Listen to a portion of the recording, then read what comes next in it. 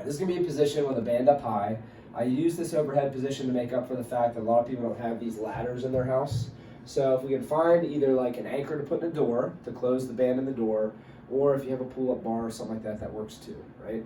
But I have one of these bands from our resistance band kit. I would have it loop through a little loop over the top of the door or over top of a bar like this. Now I'm gonna put a handle in each hand, and I'm gonna make sure that when I sit, I'm gonna be far enough away that I feel like this is kind of stretching my arms away from me. So the band being up high is kind of important. So I'm gonna push the chair back, or push my own hips back in the chair far enough that I feel like there's some stretch on the band, right? Now with my feet planted firmly on the ground and my knees a little bit apart, I'm gonna let my body kind of follow the path, like I'm trying to reach to where that band's attached.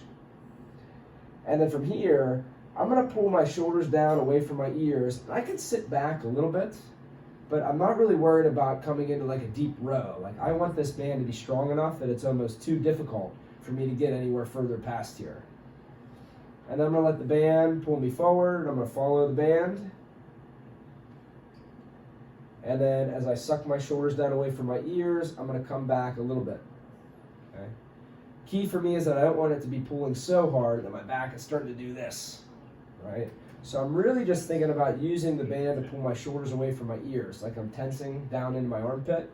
Kind of pulls me to a little bit more of an erect position, and then letting my hands follow the band to stretch me forward. So one more time, shoulders come down away from my ears. As I pull the band, my elbows have a little bit of a downward angle. One thing I was just watching another patient was that sometimes when we pull, those shoulders want to creep up, so you really want to think about shoulders coming down away from your ears.